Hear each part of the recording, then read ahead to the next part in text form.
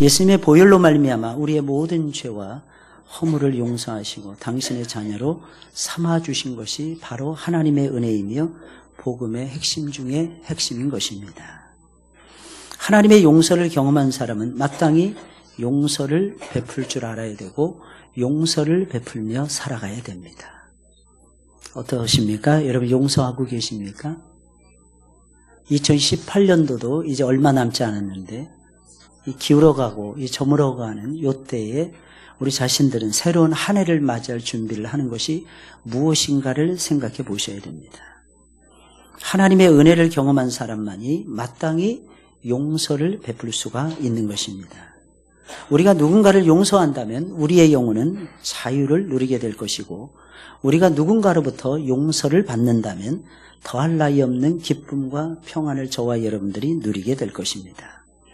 오늘 말씀을 통해서 용서에 대한 소중한 교훈을 다시 한번 발견하고 용서하고 용서받는 행복을 놓치지 않고 누리시기를 주님의 이름으로 부탁을 드립니다. 이 용서하고 용서받는다는 것이 그렇게 소중한 거예요. 참으로 파란만장한 삶을 살았던 사람이 야곱이라는 인물이었습니다. 그는 147년을 살았어요. 가나안 땅에서 77년을 삽니다. 그리고 바단 아람으로 건너가서 20년을 살고 돌아옵니다. 97세에 다시 가나안 땅을 밟습니다. 가나안 땅에서 다시 33년인가를 삽니다. 그리고 그의 나이 130세에 다시 고센 땅 애굽 땅으로 건너갑니다. 거기서 그는 17년을 살고 그때가 그의 인생의 마지막인 줄 알았는데 하나님은 거기서도 17년의 세월을 더해 주십니다. 그래서 147세를 살다가 가게 됩니다. 그런데 다시 가나안 땅에 돌아와서 뼈를 묻습니다. 그래서 사람들은 아벨 미스라임이라고 불렀습니다. 며칠 동안 애곡을 했느냐? 무려 7일 동안 애곡을 했습니다. 이것은 바로 애굽 사람들의 큰 애통이다 이런 뜻이에요. 원래 이 아벨은 허무 이런 뜻이고 애통 이런 뜻입니다. 하필이면 아담은 아들의 이름을 아벨이라고 지었던 거예요. 허무한 인생. 근데 참 신기해요. 허무하게 죽습니다. 그리고 그의 아들 셋이 그의 자리를 대신합니다. 원래 이 미스라임이라는 말은요, 미츠라임에서 왔는데 이 미츠라임이라는 뜻은 애굽이라는 뜻이에요. 애굽의 원래의 족속이 미츠라임이었습니다. 아벨 미츠라임, 무슨 애굽인들의 애통, 애굽인들의 허물하고 불려지었습니다. 야곱의 장례가 끝나자 그의 아들들은 요셉의 형들을 얘기하는데 요셉의 형들은 순식간에 두려움 속에 빠지게 됩니다. 그러면서 이상한 생각에 그들은 붙들립니다. 요셉이 혹시 우리를 미워해서 우리가 그에게 행한 모든 악을 다시 우리에게 갚지는 않을까라는 생각이었습니다. 왜 이렇게 생각한 것입니까? 두 가지 이유 때문입니다. 먼저는 요셉이 자신들을 진심으로 용서했다는 사실을 받아들이지 못하고 있었기 때문입니다. 물론 요셉은 그들을 용서했습니다. 요셉은 그들을 만나기 전부터 용서했어요. 원래 이 용서라는 것은 너무 신기한 게 용서해 주는 편에서 결정하는 것입니다. 용서받는 편에서 결정하는 것이 아니라 용서해 주는 편에서 결정이 이루어져요. 용서해 주는 사람이 미리 용서하는 마음이 있으면 용서가 됩니다. 다시 말씀드립니다. 용서해 주는 사람의 마음이 열려 있으면 용서가 가능해집니다. 우리가 죄사함을 받고 용서를 받은 건 회개했기 때문이 아니에요.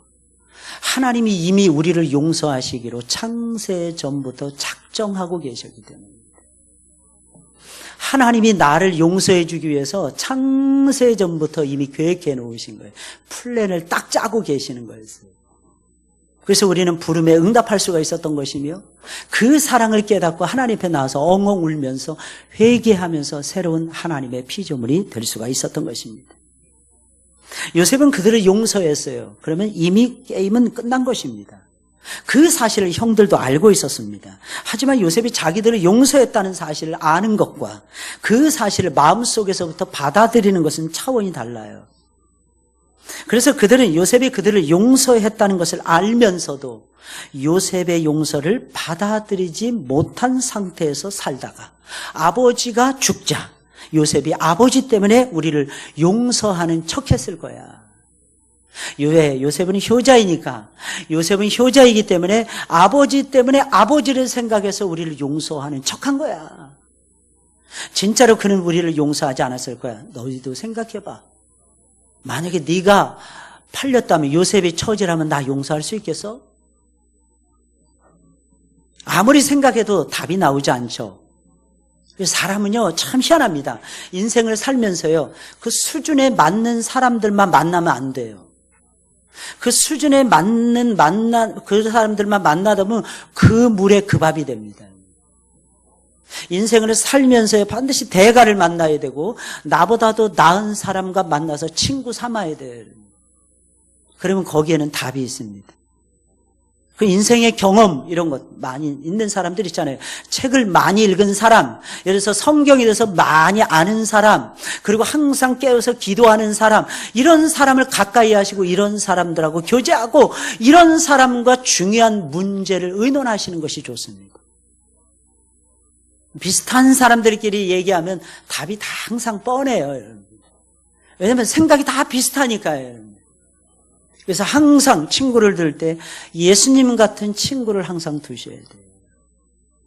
나보다 좀 못나. 그래서 친구 사귀기가 딱 좋아. 내가 시키는 대로 해. 쟤를 만나면 스트레스가 없고 내가 건강하게 회복돼. 진정한 친구의 모습이 아닌 거예요.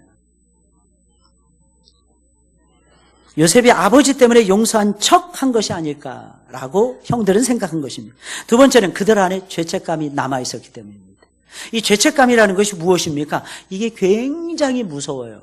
이게 사람들의 마음을 현혹시킵니다. 사람들의 마음을 혼란에 빠뜨려요.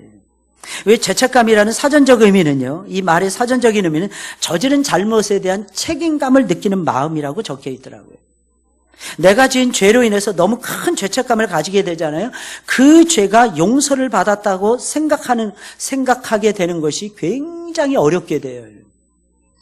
이것으로 볼 때 요셉의 형들이 요셉으로부터 복수를 당할 것을 염려했다는 것은 분명히 죄책감 때문이었을 것입니다.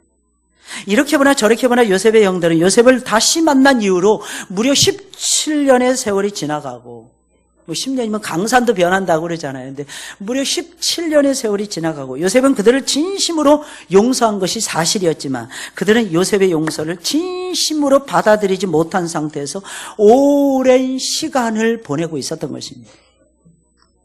여러분, 이것만큼 비극이 어디 있습니까? 하나님이 우리를 용서해 주셨어요. 여러분 믿으십니까? 하나님, 우리가 죄를 지은 다음에 회개하잖아요. 그러면 하나님께서는 우리의 죄를 다 용서해 주세요. 동이 서에서 먼 것처럼 하나님께서는 용서해 주세요. 여러분, 동과 서가 만날 수 있습니까? 북쪽과 남쪽이 만날 수 있을까요? 물론 북한과 우리는 만날 수 있습니다. 그건 다른 차원이에요, 여러분들. 근데 북극과 남극이 만날 수 있습니까? 동쪽과 서쪽은 만날 수 없어요. 죽을 때까지 못 만납니다. 하나님께서 우리의 죄를 용서해 주시는데 동이 서에서 먼 것처럼 용서해 주실 뿐만 아니라 하나님은 기억조차도 하지 않으신다 그랬어요. 여러분 어떠십니까? 하나님이 여러분들의 죄를 사해 주심을 믿으십니까? 그렇지 않으면 뭐 때문에 예수님 믿겠어요, 우리가 예수님을 믿는 것은요, 예수님을 믿으면 우리의 죄를 다 용서해 주시기 때문입니다. 우리도 지금까지 살면서 엄청나게 많은 죄를 저질렀어요. 올 한 해도 여러분들 어떤 죄를 지었습니까? 영적으로 지었습니까? 마음으로 지었습니까? 입으로 지었습니까? 삶으로 지었습니까? 여러분, 알고 지은 죄가 있습니까? 아니면 모르고 지은 죄가 있습니까? 돌아보셔야 됩니다. 그러나 설령 우리가 지금까지 살면서 어마어마한 죄를 범했다 할지라도 여러분, 참 감사하게도 성경은 우리가 회개하면 하나님이 우리의 모든 죄를 용서해 주신다고 말씀해 주고 있어요. 여러분, 그것 때문에 저와 여러분들이 살아가고 있는 것입니다. 하나님께서 이렇게 약속하셨는데도 불구하고 죄에 빠져 있어요, 사람들이. 죄책감에 눌려서 얽매여 살고 있어요, 여러분들. 여러분, 이것만큼 하나님의 마음을 아프게 해드리는 것이 무엇이겠습니까? 진심으로 회개하잖아요. 하나님 용서하세요. 하나님 용서 안 해주실 거야. 하나님 기억력이 얼마나 좋으신데, 머리가 얼마나 좋으신데. 그래서 하나님의 속성 중에 단순성이 있어요. 하나님의 마음은 굉장히 심플하세요. 하나만 생각하세요. 우리는 안 그렇죠. 복잡하죠. 영적인 문제, 육신의 문제, 삶의 문제, 먹고 사는 문제. 지금 이 시간에도 하나님의 말씀을 들으시면서 여러분들의 머릿속에 떠오르는 잡념들이 또 얼마나 많습니까? 안 그래야지. 내가 오늘은 예배 잘 드릴 거야. 말씀 잘 들을 거야. 내가 그 말씀대로 내가 힘있게 살아갈 거야. 결심하고 오는데 시간만 지나가면 금방 그 결심은 사그라들지 않습니다. 근데 그럼에도 불구하고 우리가 하나님 앞에 우리의 죄를 토하잖아요. 하나님 앞에 내려놓잖아요. 하나님이 용서해 주십니다. 이 사실을 확실해야만이 요셉의 형들처럼 살지 않을 수가 있고요. 요셉처럼 살아갈 수가 있는데 요셉처럼 어떻게 살아갈 수 있을까요? 자유로운 마음으로 살아갈 수가 있어요. 요셉은 형님들에게 팔려서 22년 동안 아버지와 헤어져서 살았어요. 그의 아버지 얼마나 보고 싶었을까요? 근데 참 신기한 건 요셉은요, 자기가 최고의 자리에 올라가서 거의 왕의 자리에 올라간 거거든요. 바로하고 조금 차이 나는 건 보좌밖에 차이가 없었어요. 바로가 반지까지 요셉에게 줬으니까. 이 반지는 이때 당시에 도장입니다. 임금 도장이에요. 네 마음대로 하라. 네 마음대로. 이 나라를 구워 삼든지 먹든지 말든지 네 마음대로 해. 나는 너를 믿는다. 왜? 너는 하나님의 사람이니까. 이때 당시에 바로라는 사람은 애굽 출신의 사람이 아니었어요. 이방인이었어요. 이민족이었어요. 백성들은 애굽인들이었어요. 근데 모세는 철저하게 바로에게 다 돌립니다. 모든 영광을. 바로의 이름으로 성을 쌓습니다. 바로의 이름으로 창고를 만듭니다. 바로의 이름으로 곡식을 쌓아둡니다. 바로의 이름으로 다 해요. 왠지 아십니까? 요셉은 바로가 하나님이 세우신 주권자라는 사실을 믿었기 때문입니다. 그렇다면 얼마든지 여러분 생각해 보세요. 자기가 왕이야. 얼마든지 아버지 보고 싶은 아버지 보러 갈 수 있었잖아요. 나이 30에. 그 신앙생활은요, 내 마음대로 하는 게 아니에요. 요셉이 위대하고 다윗이 위대했던 것은요, 자기들 마음대로 안 했다는 것입니다. 2번씩이나 사울왕을 죽일 수 있었는데 안 죽여요. 왜요? 하나님의 뜻에 저촉이 됐다. 우리 같은, 뭐, 사람 마음이 다 그렇잖아. 그래서 넘어갈 때 얼마나 많습니까? 다윗은 안 그래요. 그래서 사무엘상 후반부의 말씀을 보니까 사울왕이 드디어 다윗을 축복을 해줍니다. 내 아들아, 내 아들아. 이것이 내 아들 다윗의 목소리가 아닌가. 내가 장차 큰 일을 행할 것이고 내가 승리를 얻게 될 것입니다. 내가 승리를 얻을 것이요 장차 큰 일을 행할 것입니다. 원수에게서 다윗은 축복을 받아요. 원수에게서 축복을 받아요. 우리는 누군가가 나한테 잘해주다가 찔끔 잘못해줘도 나쁜 사람. 세상에 내 마음도 몰라주고 이럴 때가 얼마나 많습니까? 근데 다윗은 안 그랬어요. 자기의 목에 칼을 들이대고 자기를 향해서 활을 쏘아대고 수천의 군사를 풀어서 자기의 목숨을 노리던 그 왕을 기꺼이 용서를 해줍니다. 와, 어떻게 그럴 수 있을까요? 요셉은 안 갑니다. 아버지 만나러. 하나님이 만나게 해주시는 그 순간까지 기다리는 거예요. 하나님의 때. 하나님이 만나게 해주실 거야. 하나님 분명히 나를 이렇게 높여주셨는데 만나게 해주실 날이 금방 올 거야. 걱정은 되는 거예요. 아버지가 건강하실까? 네, 요셉은 또 해피하게 자기의 일을 다 감당해냅니다. 왠지 아십니까? 하나님을 믿었기 때문입니다. 요셉의 마음속에는 하나님을 신뢰하는 마음이 있었어요. 여러분들 어떠십니까? 이 기울어가던 한 해 속에서 여러분들의 마음속에는 하나님을 믿고 있습니까? 그게 가장 중요하더라고요. 어제도 우리 기관장들 모임을 가졌는데 참 행복한 시간이었어요. 멀리 갔어요. 저기 양평동인가요? 어디까지 갔어요. 가는데 딱 내비 찍어보니까 1시간 10분 걸리더라고요. 야, 1시간 10분 또 가야 되나. 저녁 시간인데. 시간이 50분으로 줄더라고요. 도착해보니까 42분 만인가 도착했어요. 저는 하나님의 섭리가 놀라워요. 할렐루야. 하나님은요, 다 아세요. 분명히 빨간색이었어요. 내비 딱 찍었을 때는. 근데 노란색으로 바뀌더라고요, 달릴 때. 그러더니 나중에 초록색으로 바뀌더라고요. 할렐루야. 이 쾌감을 아십니까? 어떤 사람 맨날 길 갈 때마다 밀린대. 그 사람 생각할 게 많으니까 하나님이 밀리게 하십니다. 생각 좀 많이 하세요. 근데 생각할 필요가 없는 사람 하나님 뻥뻥 뚫어주십니다. 빨리 가라고. 너 내일 해야지, 내일 해야지. 얼마나 맛있게 먹었는지 몰라요. 근데 역시 미운 놈은 떡 하나 더 줘야 되겠더라고요. 어제 많이 아구찜을 딱 먹는데 너무 맛있는 거야. 근데 하나 어르신이 못 드시는 거예요. 그래서 다른 탕을 시켰어요. 1인분 시켰는데 세상에 한 4, 5인분 해준 것 같아요. 배가 불러가지고 안 먹는다 그랬는데 우리 장로님이 하도 권하시길래 제가 한 숟갈 딱 떴는데 이게 너무 맛있는 거야. 그래서 나눠 마시라고, 나눠 먹으라고, 나눠 먹으라고. 그릇마다 다 맛을 봐야 된다고. 역시 한국 사람 국물 맛이라고. 얼마나 맛있게 먹고 얼마나 즐거운지 몰라요.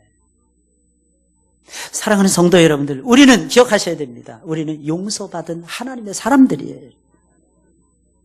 이것이 우리의 마음의 기쁨이 돼야 돼요. 내가 하나님 앞에 용서받았는지 오늘도 좀 확인해 보세요. 하나님의 용서를 당연하게 생각하지 마세요. 요셉은 무려 9년의 세월을 기다립니다. 아버지 만나는 동안에. 10년이에요, 10년. 안 만나러 가요. 대단한 사람이에요, 대단한 사람. 그럼 요셉이 22년 동안 아버지하고 헤어져 있는 22년, 23년의 세월을 울면서 보냈을까요? 절대로요. 후회하면서 보낼까요? 아니요. 일을 갈면서 보냈을까요? 형들 내가 용서하지 않을 거야. 만나면 내가 어떻게 하나 두고 보자. 내가 니들 목부터 딸 거야. 아니요. 요셉은 안 그래요. 창세기 45장, 46장에 보니까 요셉이요, 형들 앞에서 고백을 하는데 46장인가요? 그냥 용서해요. 이미 용서했어요. 형님들이요, 나를 이곳에 팔았으므로 근심하지 마소서, 염려하지 마소서. 나를 이곳에 보낸 것은 형님들이 아니요 하나님이십니다. 형님들과 하나님의 백성을 살리기 위한 작전과 계획 속에서 하나님이 나를 먼저 이곳에 보내셔서 하나님이 나를 이곳에서 준비시켜 주신 것입니다. 그래서 내가 노예가 된 것입니다. 그래서 내가 이 자리에 국무총리의 자리에까지 오르게 된 것입니다. 이 모든 것은 하나님의 은총입니다. 요셉의 형들은 요셉에게 사람을 보내서 말을 전합니다. 어떤 말을 전했을까요? 요셉은 거기에 어떤 반응을 보였을까요? 16절, 17절에 있는 말씀이에요. 당신의 아버지가 돌아가시기 전에 명령하여 이르시기를 너희는 이같이 요셉에게 이르라. 내 형들이 내게 악을 행하였을지라도 이제 바라건대 그들의 허물과 죄를 용서하라 하셨나니 당신의 아버지의 하나님의 종들인 우리 죄를 이제 용서하소서. 예수를 믿어도 어쩌면 이렇게 다르게 믿을 수 있나요? 같은 한 배에서 나왔는데 똑같이 12지파를 이루는 사람들인데 왜 이들의 모습은 이래야 될까요? 평생 이렇게 살다가 하는 거예요, 요셉의 형들은. 너무 답답해요. 저는 이 말씀을 볼 때마다 너무 답답하더라고요. 어떻게 이렇게 요셉의 마음을 모를 수 있을까? 어떻게 이렇게 하나님 아버지의 마음을 모를 수 있을까? 그리고 표현합니다. 야곱, 자기 아버지잖아요. 우리 아버지가라도 말 안 해요. 당신의 아버지가 이렇게 얘기합니다. 그러면 지들 아버지는 아니라는 뜻이에요. 뭐예요 도대체? 사람이요, 아무리 은혜 받고 죄사함을 받는다 할지라도 잘 들으셔야 됩니다. 심령이 굽어져 있으면 안 돼요. 심령이 쫙 비단결처럼 펼쳐져 있어야 돼요. 거기에 은혜가 깃들더라고요. 하나님은 그걸 기뻐하십니다. 야곱은 요셉이 그의 형제들을 진심으로 용서했다고 생각했을 것입니다. 이건 요셉이 한 말이 아니에요. 아니, 야곱이 한 말이 아니에요. 만약에 요셉에게 형들을 용서하라고 부탁해야 되는 상황이었다면 야곱은 요셉에게 직접 말했을 것입니다. 이런 점에서 그들이 아버지가 한 말이라고 요셉에게 전한 이 말은 요셉의 형들이 지어낸 이야기일 가능성이 매우 큽니다. 요셉의 형들은 왜 이런 말을 지어내서 요셉에게 전달했을까요? 그만큼 그들의 마음이 간절했고 불안했기 때문입니다. 한 17년 동안 요셉의 거동을 보니까 이건 뭐 무시무시한 거예요. 미스라임에 속해 있었던 모든 애굽의 백성들이 요셉의 말함이 전부 다 납작납작 다 엎드리는 거예요. 요셉이 가둬, 그럼 가두는 거예요. 요셉이 죽여, 그러면 죽이는 거예요. 요셉이 안 돼, 그럼 못 주는 거예요. 너무 무서운 거예요. 불안해지기 시작합니다. 시간이 갈수록 더 불안해집니다. 결국은 잘못된 말과 행동으로 이어졌던 것입니다. 그래서 요셉은 이런 형들의 불안한 마음을 알아차리고 형들이 전하는 이 말을 들은 다음에 엉엉 울었던 것입니다. 엉 울었던 건 두 가지 이유 때문이에요. 어떻게 17년 동안 불안한 마음을 가지고 형들이 살 수 있었을까? 이것 때문에 울었을 것입니다. 두 번째는 어떻게 내 마음을 그렇게 몰라줄까? 어떻게 하나님 아버지의 마음을 저렇게 모를까? 형님들이 알 텐데, 이제는 알 텐데, 이제는 알 나이가 되었는데, 요셉이 이때 당시에 여러분 생각해 보세요. 나이가 39이 지나가고 있었어요. 아니죠. 내려온 다음에 17년의 세월이 지나간 다음이었으니까 여러분. 몇 살이 도대체? 50이 훨씬 넘었어요, 여러분. 그래 형님들의 나이는 몇이야? 손주들 잔뜩 보고 끌어안을 나이였다는 것입니다. 근데 이상하게 아버지의 마음을 못 깨닫는 거예요. 우리는 생각할 때가 참 많아요. 30살 넘어가면 괜찮겠지, 좀 컸겠지 이렇게 생각해요. 40 넘어가면 좀 나아질 거야. 불혹이라 그러잖아. 50 넘으면 지천명이래. 야, 60 넘으면 이순이래잖아. 근데 아니더라고요. 철이 안 드는 사람들은 끝까지 철이 안 들더라고요. 한번 옆에 사람 얼굴 보세요. 혹시 자기? 옆에서 얼굴 보시라니까요? 혹시 자기? 요셉의 눈물이에요. 요셉의 눈물. 저는 이 요셉의 눈물이 예수님의 눈물이라고 생각이 들었어요. 요셉의 눈물은 우리가 하나님의 용서를 믿지 못한 채 여전히 용서를 받았다는 의심을 확신하지 못한 채 의심하고 살아가고 있는 것에 대한 하나님의 슬픔의 표현이에요. 우리가 살면서 가다 보면 이럴 때 있어요. 제일 무서운 것이 무엇인지 아십니까? 마음이 갈라져요. 마음이 갈라져요. 의심이 생기는 거예요.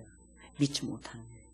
믿으면 굉장히 쉬워져요. 부부간의 관계도 믿으면 굉장히 쉬워져요. 부모 자식 간에도 제일 어려울 때가 언제인지 아십니까? 부모를 믿지 못하고 자식을 믿지 못할 때예요. 이게 믿어보면요 너무 달라요. 평안이 평화 평화로다 하늘 위에서 내려오네 그 사랑의 물결이 영원토록 내 영혼을 덮으셨네. 그렇게 되는데 그걸 못 느끼는 거예요. 우리는 하나님의 용서를 확신해야 됩니다. 그리고 죄책감의 굴레를 벗어던지셔야 돼요. 자유로운 심령으로 하나님을 만나셔야 돼요. 하나님이 여러분들을 사랑하십니다. 하나님이 우리의 죄를 기억하세요. 어떻게 기억하실까요, 여러분? 하나님이 우리를 너무너무나 아끼고 사랑하시기 때문입니다. 우리의 모든 것을 다 보고 계신다는 뜻이에요. 보셨으니까 기억하시죠, 여러분들. 무슨 뜻입니까? 우리가 죄 가운데 있을지라도 하나님은 우리를 사랑하신다는 흔적이에요. 용서해주고 싶어 하시는 거예요. 보듬아 안아주고 싶어 하시는 거예요. 이게 아버지의 마음이에요. 참 놀라운 사실은 용서에 대한 확신을 갖잖아요. 누구를 만나도 당당해집니다. 이 용서받았느냐, 용서받지 않았느냐, 이 확신을 가지느냐, 확신을 가지지 못하느냐, 삶의 질이 달라져요. 완전히 달라져요. 하나님이 나를 사랑했느냐, 사랑하지 못하느냐, 하나님이 내 죄를 다 용서해 주셨느냐, 용서해 주지 않았느냐, 여러분. 삶의 질이 완전히 달라요. 굉장히 풍성해집니다. 누구 앞에서 당당하고 떳떳하게 살아갑니다. 요셉의 형들은 사람을 보내서 말을 전한 것으로 만족하지 못해요. 직접 요셉을 찾아갑니다. 어떤 자세로 대했을까요, 요셉을? 뭐라고 말했나요? 납작 엎드립니다. 우리는 당신의 종들입니다. 형님들이 엎드려요. 사실은 동생이 아니었기 때문에 이건 자연스러운 현상이었어요. 애굽의 총리였고 생명의 은이라고 생각하면 얼마든지 이렇게 할 수 있을 것입니다.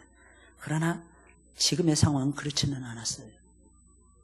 요셉이 수십 년 전에 자기들이 범한 죄 때문에 자기들을 죽일지도 모른다는 불안감, 염려, 근심에서 거의 비굴하게 엎드리는 모습이었습니다. 그들이 하나님의 아버지 야곱의 이름까지 팔면서 용서해달라고 한 후에 직접 찾아와서 요셉 앞에 엎드렸다는 것은 그들이 요셉으로부터 복수를 당할 것에 대해서 얼마나 근심하고 불안에 떨고 염려했는지를 짐작하게 하는 거예요. 요셉의 형들이 요셉이 자신들을 용서했다는 이 사실을 받아들이지 못하고 죄책감에 시달렸다면 요셉을 만난 이후로 17년의 세월 동안 그들의 마음이 얼마나 불편했을까요? 이 사실을 잘 보여주는 사례가 있어요. 요셉의 형들이 처음 곡식을 사기 위해서 애굽에 내려왔다가 요셉을 만납니다. 애굽의 총리가 된 요셉을 처음 만났을 때 요셉은 자신의 정체를 감추어요. 정탐꾼으로 몰아붙입니다. 그리고 사흘을 형들을 그냥 감금해 둡니다. 그리고 그들 가운데 제일 못된 놈을 딱 남깁니다. 왠지 아십니까? 나머지는 돌려보내야 되기 때문에. 9명은 돌려보내야 됐어요. 베냐민은 남아있었고 12명 중에서. 한 놈은 잡아야 됐어요. 그 한 놈이 누굽니까? 그래야 다시 오거든요. 조건이 뭔지 아시죠? 이놈 대신해서 베냐민 데려오라는 거예요. 베냐민 데려오면 이놈 풀어줄 거라는 거예요. 그럼이 누구냐? 시므온이었습니다. 이 죄는요 반드시 추적해요. 뭐 때문에 그랬어요? 두 가지 추론해 볼 수 있어요. 첫째, 세겜성 사륙 사건을 가장 앞장서서 진두지휘했던 사람이 시므온입니다.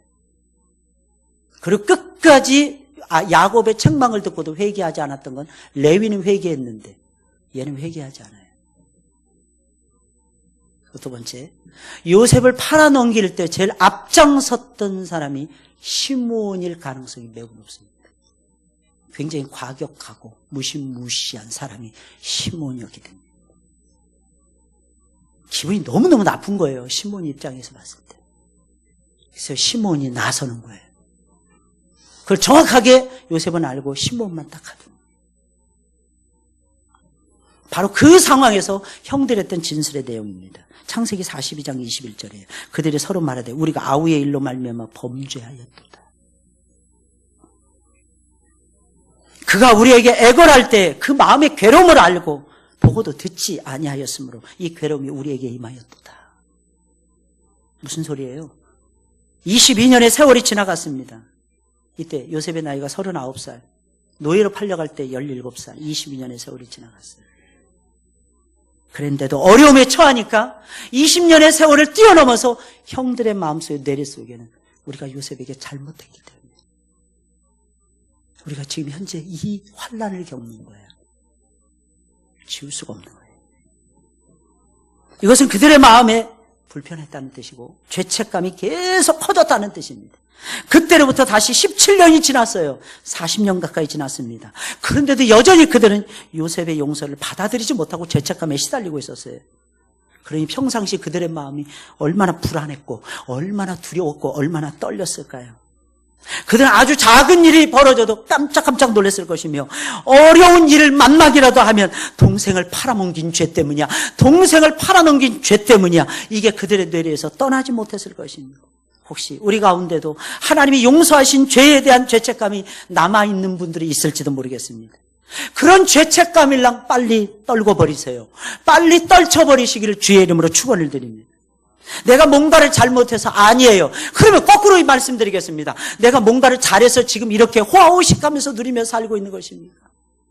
그건 하나님의 은혜잖아요. 그럼 잘못해서 벗어나는 것도 하나님의 은총으로 되는 거예요.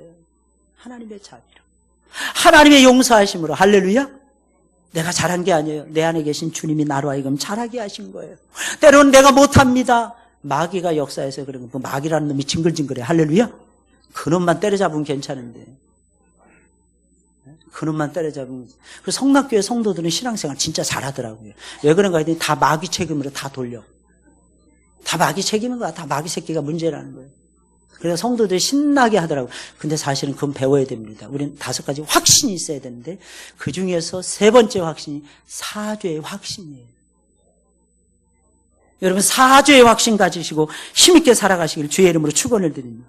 하나님이 우리가 자백한 죄는 그 뿌리까지 다 뽑아서 없애버리십니다. 기억하지도 않으세요. 하나님이 잊어버린 죄를 왜 여러분들이 들춰내십니까? 그래서 여러분, 성령이 충만하셔야 돼요. 왠지 아십니까? 성령이 충만하지 않으면 악령이 들어와 버려. 마귀가 또 역사하는 거예요. 악한 세력이. 그럼 어떻게 됩니까? 지나간 못된 거 자꾸 누가 나에게 서운하게 했던 거 이것만 생각하는 거예요. 일을 가는 거예요. 일을 가는 거야. 근데 저놈 죽이기 전엔 내가 안 죽을 거야, 막 이럽니다. 근데 이상하게 먼저 죽을 수도 있더라고. 먼저 죽더라고요. 요셉은 형들이 두려워하는 그 문제에 대해서 뭐라고 답변합니까? 19절 20절이에요. 우리 한번 읽어볼까요? 중요한 말씀이에요. 시작. 요셉이 그들에게 이르되 두려워 마소서 내가 하나님을 대신하리이까. 당신들은 나를 헤아려 하였으나 하나님은 그것을 선으로 바꾸사 오늘과 같이 만민의 생명을 구원하게 하시려 하셨나니. 한번 따라서 해보겠습니다. 우리도 요셉처럼 살게 하소서. 야, 이게 얼마나 이게. 근데 여러분들이 요셉보다 더 잘 살 수 있어요. 왠지 아십니까?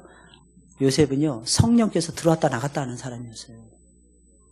근데 우리 시대는 달라요. 성령께서 우리의 마음속에 항상 계세요. 들어왔다 나가는 게 아니에요. 한 번 들어오신 성령께서는 우리를 떠나지 아니하십니다. 무슨 말이에요? 두려워하지 말라는 거예요. 위로부터 먼저 해야죠. 뭐라고 얘기합니까? 내가 하나님을 어찌 대신하리. 무슨 뜻일까요? 요셉은 이를 악물고 내가 형들 만나면 죽일 거야. 이런 짓 안 했어요. 다윗도 평상시에 살면서 다 사울만 만나면 내가 목부터 쳐야지. 다윗은 안 그랬어요. 사울왕을 연금. 왕이 얼마나 힘들까요?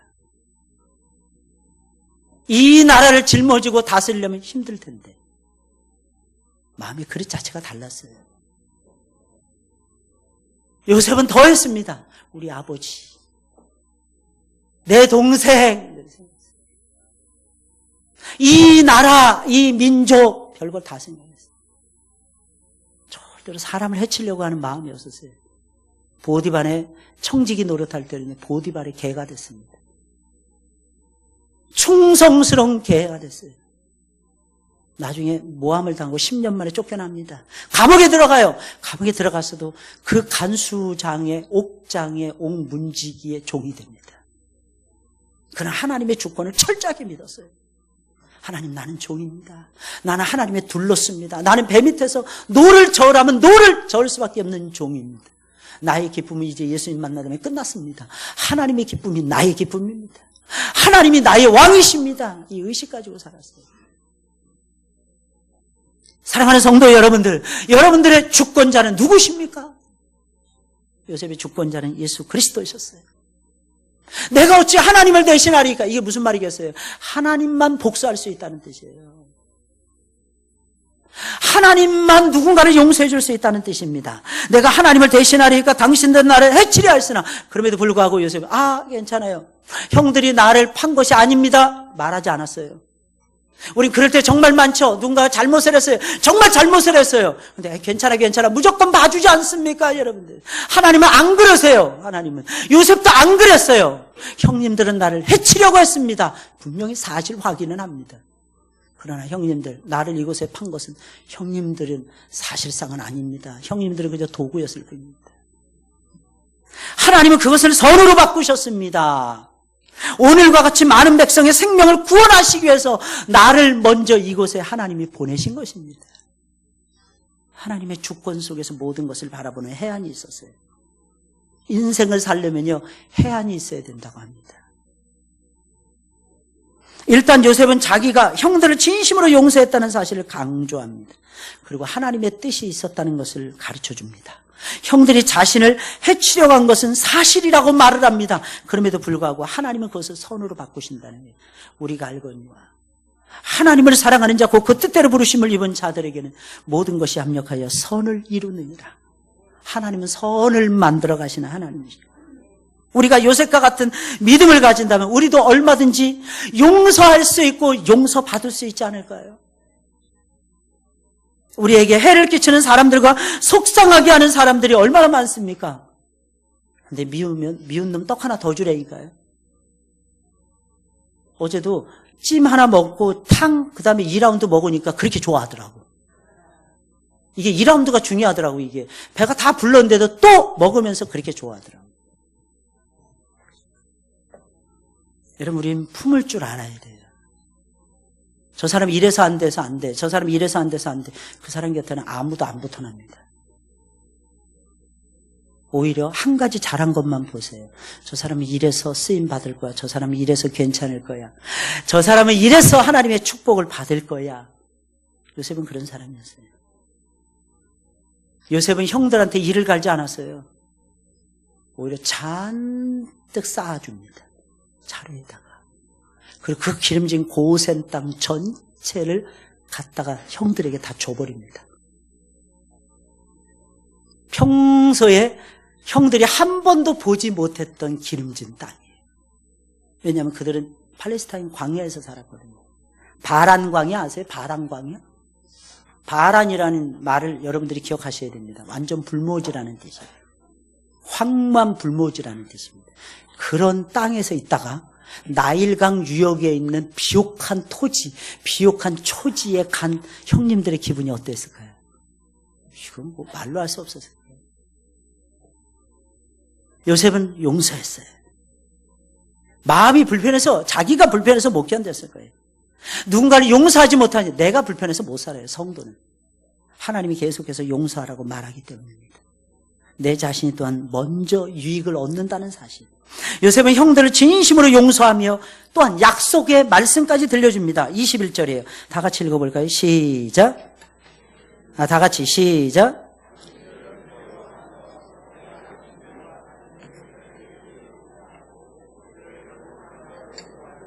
아멘, 아멘. 여러분, 진정한 위로라는 걸 여기서 엿볼 수 있죠. 말만의 위로가 아니었어요. 사랑이 가는 위로였고요. 최선을 다하는 위로였고요. 내가 잘못을 범한 사람을 마음으로 용서하는 것은 쉬운 일은 아닙니다. 정말 어렵죠. 그래서 부모를 용서하는 것이 어렵습니다. 근데 부모를 용서하지 못하면 다른 것을 누릴 수가 없더라고요. 그렇지만 그 용서가 더욱 값진 용서가 되려면 요셉처럼 내가 할 수 있는 최선을 다해서 그 사람을 도와줄 줄 알아야 됩니다. 요셉은 말을 하는 거예요. 형님들을 내가 책임질 것입니다. 그뿐만이 아니에요. 형님들의 자식들까지도 내가 다 키울 것입니다. 그게 사랑의 표현이었어요. 요셉의 사랑의 표현. 그것이 곧 용서의 표현이었어요. 제일 힘든 사람, 제일 불쌍한 사람 어떤 사람일까요? 용서받았는데 용서받은 줄 모르는 사람. 다른 사람을 용서할 줄 모르는 사람. 그런 사람들은 정말 불쌍해요. 왠지 아십니까? 누군가로부터 용서받는 그 기쁨을 아십니까? 누군가를 용서하는 그 행복을 아십니까? 어제도 우리 장장로님이 우리 기관장들을 위해서 쐈거든요. 저는 어제 우리 장로님의 얼굴을 보고 깜짝 놀랐어요. 천사의 얼굴이더라고요. 그렇게 밝은 모습은 제가 우리 교회 와서 처음 보는 것 같았어요. 이게 누군가를 위해서 산다는 게 얼마나 행복한지 몰라요. 누군가를 대접한다는 것이 얼마나 기쁜 일인지 몰라요. 별로 안 드시는데도 어제 제 옆에서 드셨거든요. 제 옆에 앉으셨어요. 계속 저한테만 드시라고 치시라고 목사님 드시라고 저만 배부르게 먹었어요. 별로 안 드셨어요. 우리 장장님. 근데도 굉장히 행복한 표정을 짓고 계시더라고요. 여러분 역시 사랑은요. 줄 때 맛이 있어요. 줄 때. 할렐루야. 줘야 돼요. 줘야 된다니까요. 억울하십니까? 특히 60이 넘으신 여자분들은 평생 억울하게 살아왔다고 생각할지도 모르겠습니다. 남편은 따뜻한 말 한마디도 별로 못 받고 살았을지도 몰라요. 근데 여러분 그렇게 생각하지 마시고요. 그 따뜻한 말 한마디도 못하는 그 남자가 얼마나 불쌍한지요. 그리고 내가 평생을 섬겼다는 것에 자부심을 좀 가지세요. 그것만큼 좋은 것이 어디 있습니까? 할렐루야. 예수님 그러셨잖아요. 인자가 온 것은 섬김을 받으려 하며 오히려 섬기려 하고 자신을 대성물로 주기 위해서 예수님 오셨다 그랬잖아요. 예수님 항상 기뻐했어요. 예수님 항상 즐거우셨어요. 예수님 항상 행복하셨어요. 왜 그런 줄 아십니까? 하나님 기뻐하시는 대로 살다 가셨기 때문에. 이건요 뭐하고도 바꿀 수 없어요. 한량없는 은혜를 받기를 원하십니까? 죄 용서에 확신을 가지세요. 그리고 여러분들도 용서하시면서 살아가세요. 용서하는 것이 얼마나 대단한 일인지 몰라요. 미움을 버리세요. 아직도 그 마음에 미움이 돌덩어리 같은 것들이 앉아 있습니까? 여러분 우리 기독교는요 생명의 종교라 그래요. 왠지 아십니까? 치료하기 때문에. 치료하는 거예요. 치료받지 못하면 리더도 안 돼요. 리더 되더라도 무너집니다. 여러분. 저는 많이 봤어요. 누가 제일 먼저 치료받아야 될까요? 나입니다. 나. 치료받아야 돼요. 예를 들겠어요. 여러분들 가운데 혹시 누가 암에, 그것도 말기 암에 걸렸다고 합시다. 고침을 받기에 간절할까요? 간절하지 않을까요? 간절하지 않죠. 뭐 어차피 한번 죽는 인생이잖아요. 그죠? 그러니까 아직 뭐 죽지 뭐. 그럴 사람 이 가운데 한 사람이라도 나올 것 같습니까? 맛있는 거 사주면 좋아할까요? 아니야. 당신에게 내가 놀라운 직위를 줄 거야. 직분을 줄 거야. 좋아할까요? 많은 사람들이 가서 사랑합니다 말해준다 해서 그 사람이 힘을 낼 수 있을까요? 금방 또 사그라들 거예요. 그 사람은 딱 한 가지 해주면 됩니다. 뭘까요? 치료해주면 됩니다. 고쳐주면 됩니다. 왠지 아십니까? 고침을 받고 나서야 행복이 있는 거죠. 고침을 받고 나서야 직분도 있는 거죠. 고침을 받고 나서야 풍요로움도 누리는 거죠. 여러분들, 사람들의 인정도 받고 사랑도 받는 거죠. 여러분들, 딱 한 가지밖에 없어요. 아프면 고쳐야 돼요. 하나님은 우리 아픈 걸 아십니다. 하나님 그래서 만져주시는 거예요. 할렐루야. 하나님께 맡기세요. 여러분, 머리도 맡기세요. 여러분, 머리도 별로 좋지도 않은데 머리 굴리지 마시고, 여러분. 네? 제발. 죄송합니다. 내 용서에 대해서 표현하는데 여러분들의 마음에 상처를 드렸다면, 이 말이 상처가 되면 용서하시기 바랍니다. 저는 목사로서 상처를 많이 준다고 생각을 해요. 왜냐하면 설교는요, 내 마음대로 하는 게 아니에요. 저 그냥 됐다고 얘기하고 넘어가고 싶을 때가 굴뚝 같아요. 근데 안 되는 걸 어떻게 합니까? 이게 하나님 말씀이 안 되는 거예요. 누가 그러더라고요. 아이고, 그 성질만 죽이면 됩니다. 성질도 죽였다니까요. 그래도 안 돼요. 이게 나와요. 이게 속이 다 나와요. 여러분들이 목사를 용서한다면 여러분들은 훌륭한 신앙인들입니다. 다시 한번 말씀드립니다. 제가 혹시 여러분들에게 1년 동안 상처 드리고 잘못한 부분이 있다면 용서해 주세요.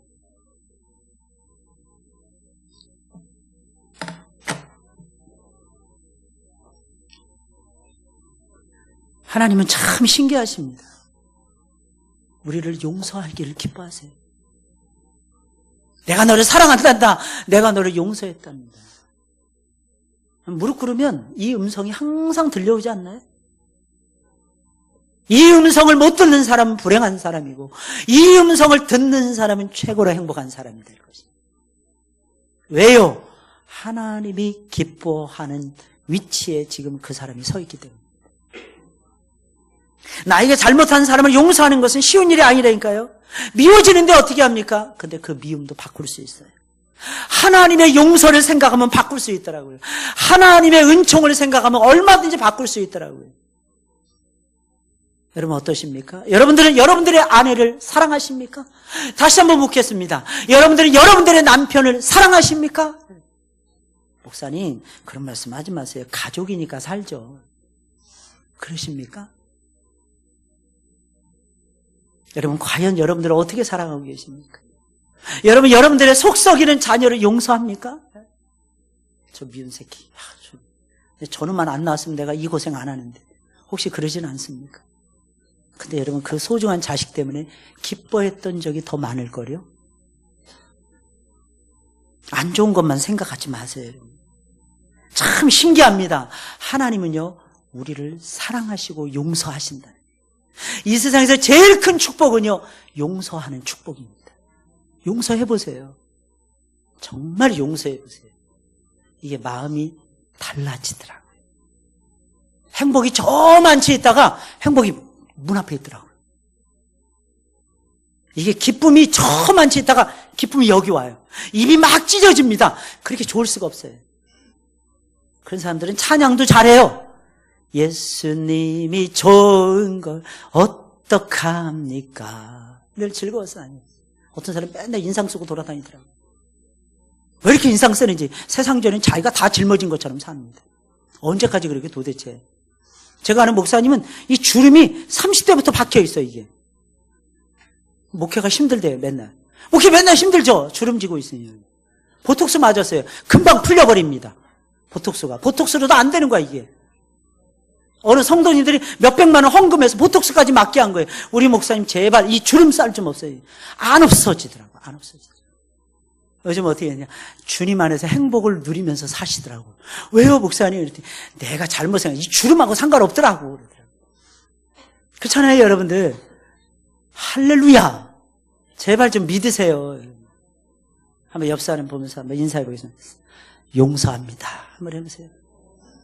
뭘 용서하는지도 모르면서 용서 받아보세요. 아마 지은 죄가 많을 거요. 예? 왠지 아세요? 옆에 사람 보세요. 꼭 마귀 같지 않나요? 딱 보세요. 딱 꼭 영락 없이 꼭. 나 괴롭히려고 태어난 사람들처럼. 근데 이상한 게 있어요. 멀리 있는 사람은 얼마든지 영원히 사랑할 수 있어요. 근데 가까이 있는 사람은 그렇게 안 됩니다. 왠지 아세요? 흠이 보이기 때문에. 근데 진짜 사랑은 흠을 짊어지고 가는 겁니다. 저는 여러분들이 그런 축복을 누렸으면 좋겠어요.